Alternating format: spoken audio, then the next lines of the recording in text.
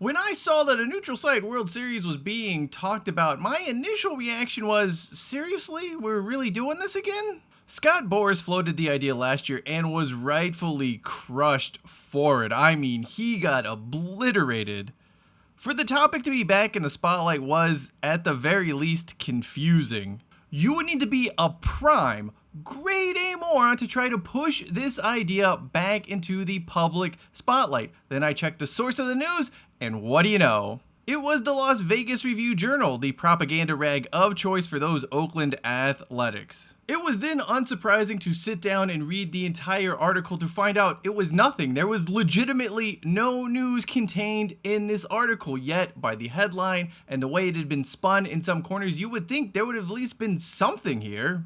It starts off with all this talk about how Las Vegas is well positioned to host MLB playoff games should baseball switch to a neutral site series a la the Super Bowl or something along those lines. Then in graph 4, let me clarify, graph 4, Dave Kaval enters the article to say he has no idea what the hell they're talking about.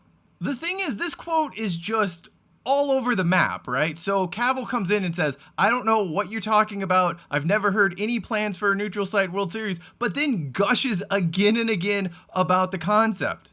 Like, come on, everyone. Are you guys trying to wish this into existence, that if somehow you write it, that it'll manifest itself down the line? There's just, the structure of the article is, this is a great idea, great idea, great idea. Then one sentence about how there's no talk about it whatsoever, and then more about how a neutral site World Series is just this great idea. By the way, the Athletics' desire to potentially play a bunch of games away from Las Vegas wasn't broached until graph 7 in a throwaway transition above the newsletter's sign-up ad. It's interesting that they chose to gloss over that fact, that potential reality, at least a reality the A's are trying to fight for in the non-relocation agreement, but could spend all of this time hypothesizing about a neutral site World Series, something that's not in the works, not in the planning, not being discussed, and also something nobody wants. Absolutely no baseball fan is asking for this. Again, go back and look at that response to Scott Boras when he suggested a neutral site World Series.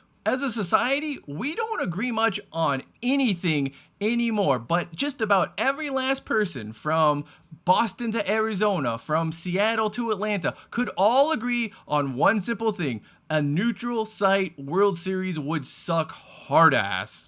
At this point, the postseason atmosphere is one of only a few positives Major League Baseball hasn't killed off just yet. Ditching that would be a cherry on top of this asinine Sunday the sport is concocting. So you're saying there's a chance. I mean, look, anything is possible given those running the sport, those making decisions for baseball. Their track record is beyond spotty at this point. However, I would hope to believe that not even the greediest owners would push for a neutral site World Series. Even they would have to see just what a bad idea this would be and just how hard everyone would fight this. You're taking away the most important games you can possibly give your fan base, and for what? They get absolutely nothing in return. By the way, Major League Baseball, if you're that hard up for money, why not just play more games? Make it a 9-game series, an 11-game series, 25 games, 33, 69. Nice. Any of it is better than playing it in one site, playing these 7 games in one site, which nobody wants. I would take a weird formatted 17-game World Series over that.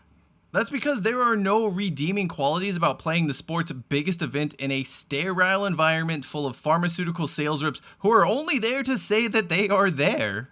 When you look at this article about the neutral site World Series potentially being in Vegas, it would be akin to writing a story about a man thinking about buying a lottery ticket and then spending most of the story focusing in on all of the stuff he could buy with the money and all the money he would potentially making, while completely ignoring the huge important fact that the guy cannot even afford to buy a lottery ticket in the first place. That brings us to a very, very important question. What was the point of this story? One Dave Kaval, John Fisher, and the Las Vegas Stadium Authority clearly want out there in the public eye.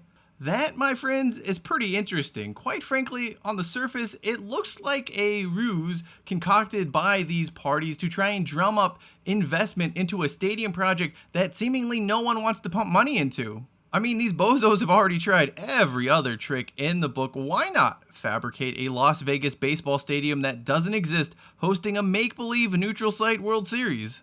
That'll whip up potential investors into a frenzy. Or maybe they'll see right through this charade like they've seen through every other stupid pitch Fisher has lobbed at them up into this point.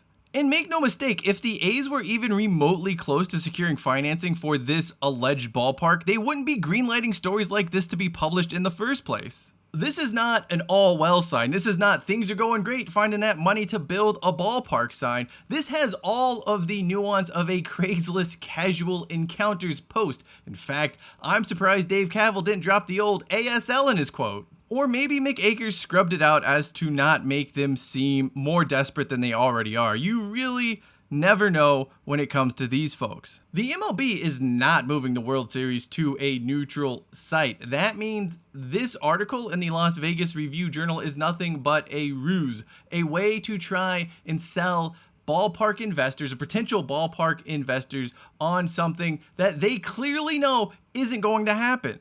We should not be all that surprised. The Oakland Athletics relocation saga has been nothing but fakes, fake renderings, fake funding, fake promises, fake people, and now, finally, a fake neutral site World Series. Also this week, a very real survey from The Athletic tabbed the A's as baseball's worst organization. That was, unsurprisingly, not mentioned by the Las Vegas Review-Journal, who prefer to peddle in fantasy. When it comes to the Oakland Athletics relocation, well, you'd have been more likely to find a happy ending in the old Craigslist casual encounters section. Now, that may not have been pretty, but unlike the A's proposed Tropicana ballpark, at least it would have been real. Finally, keep up the good work, Mick Akers in the Las Vegas Review-Journal. I look forward to next week when we read about how that Las Vegas ballpark is going to host every single game in the 2038 World Cup.